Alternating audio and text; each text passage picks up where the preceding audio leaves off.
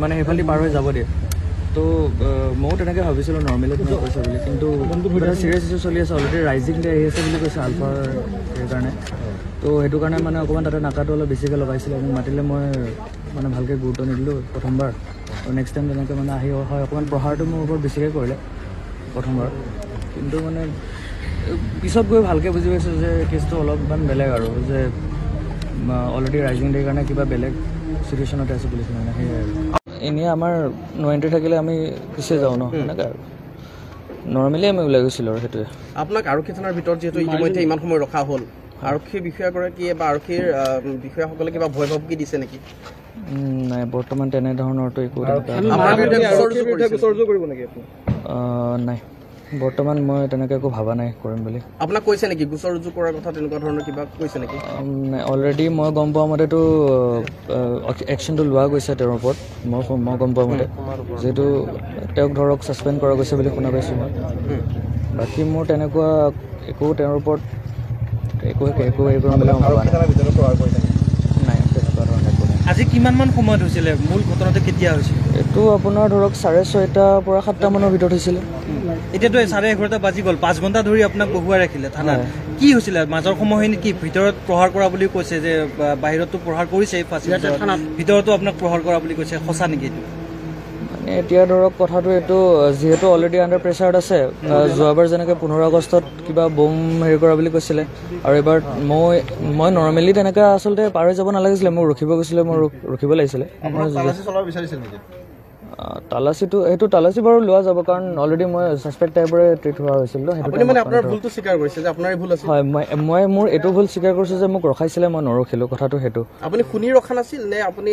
শুনাৰ পিছতো আচলতে আপুনি গুচি গৈছিল নাই প্ৰথমবাৰ মই শুনিছিলোঁ কিন্তু মই ভাবিছিলোঁ চাগে নৰ্মেলি কিবা কৈছে কাৰণ নৰ্মেলি তেনেকৈ আমাক কয়ে মানে তাৰপিছতো হ'লেও একো নাই দে যা ডেলিভাৰী ইয়াতে নহ'লে এক পাক ঘূৰি আহিব লগা হয় আমাৰ মানে তেনেকুৱা তো আমাক বেছিকেলি আমাক যাব নাই সেইটো মিছা হয় আমাক মোৰ থানাৰ ভিতৰত মোক কোনো একো প্ৰহাৰ কৰা নাই যিটো হৈছে চব বাহিৰতে হৈছে আৰু অলৰেডি আপোনালোকে ভিডিঅ'টো দেখিছে ভিডিঅ'টোত যি দেখা গৈছে আপোনাৰ ওপৰত আক্ৰমণ কৰিছিলে আপুনি আৰু এই আৰক্ষী বিষয়াজনৰ বিৰুদ্ধে গোচৰ ৰুজু কৰাৰ কথা কিবা চিন্তা কৰিছে নেকি নাই বৰ্তমান তেনেকুৱা একো মই চিন্তা কৰা নাই একো ভবা নাই আপুনি পঢ়ি আছে কটন বিশ্ববিদ্যালয়ত এতিয়া মই হয় মোৰ টাৰ্মটো বৰ্তমান কমপ্লিট হৈছে বাট মোৰ এক্সাম আছে দুটামান দিবলৈ তেনেকুৱা হয় আপোনাৰ ঘৰ ক'ত মোৰ তেজপুৰ কিমান দিনৰ পৰা কৰি আছে কাম মোৰ বেছি সময় হোৱা নাই আপোনাৰ ধৰক 1.5 মাহ মানে ধৰক 1.5 মাহমান ধৰি কৰি আছোঁ এতিয়া কিবা শাৰীৰিক অসুস্থতা কিবা প্ৰহাৰ কৰা আমি দেখা পাইছোঁ যিহেতু প্ৰচণ্ড চৰ সোধাইছে আপোনাক ডিঙিত টেটু চেপি ধৰিছে গতিকে কিবা আপোনাৰ কিবা এতিয়া কিবা ইঞ্জুৰি মেডিকেল যিহেতু কৰা হ'ল আপোনাৰ মেডিকেল মানে বেলেগ একো নাই এইটো নৰ্মেল এইটো অন দ্য স্পট যেতিয়া হৈছিলে তেতিয়া মানে অকণমান ইয়াতে ধৰক চুৱেলিং হৈছিলে এতিয়া ধৰক অলপ ঠিক হৈছে সেইটোৱে আৰু কি একো নাই ঘৰত আপোনাৰ কোন কোন আছে এতিয়া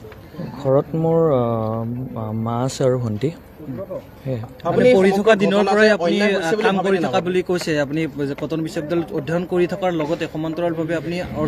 উপাৰ্জনৰো পথ বাছি লৈছিলে ডেলিভাৰী বয় হিচাপে আপুনি কাম কৰি আছিলে পঢ়ি থকা দিনতে আপুনি কৰি আছে পঢ়ি থকা দিনৰ পৰাই আচলতে সেইটো ভবা নাছিলোঁ কিন্তু মানে ধৰক মই মানে মোৰ পৰিস্থিতিয়ে কৈছে আৰু মই কৰিছোঁ তেনেকুৱা আৰু ধৰক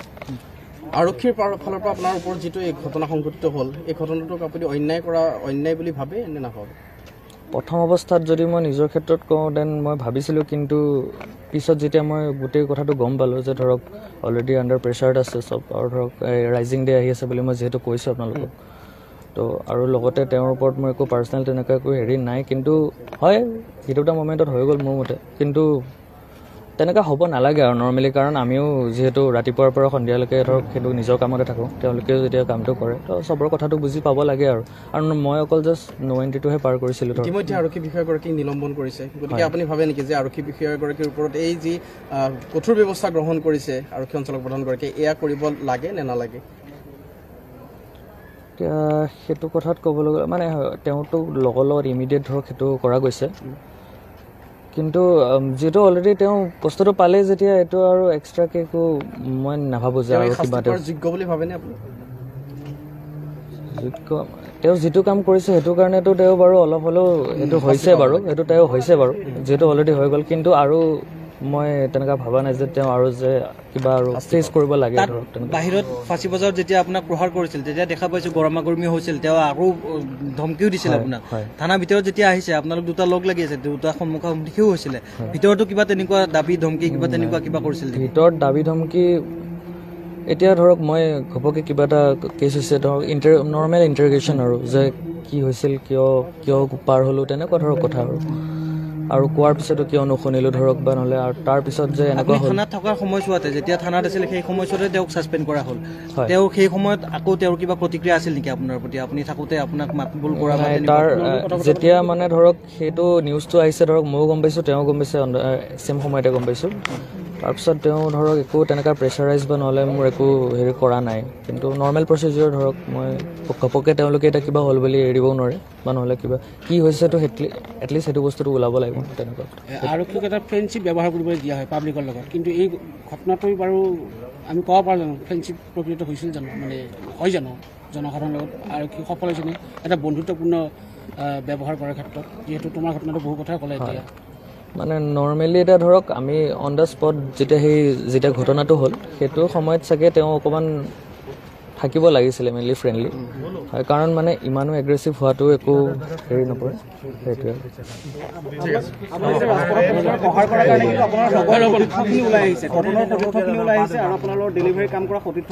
হয়, তেওঁলোকক মই ধন্যবাদেই জনাইছোঁ, কাৰণ মানে হয় ধন্যবাদ জনাইছোঁ তেওঁলোকক সকলোকে যোনখিনিয়ে মোৰ লগত বৰ্তমান এতিয়ালৈকে খাৰা হৈ আছিলে আৰু এতিয়াও আছে ধৰক, সিহঁতৰ কাৰণে অশেষ ধন্যবাদ, কাৰণ ভবা নাছিলোঁ ধৰক তথাপিও আহিছে ধৰক।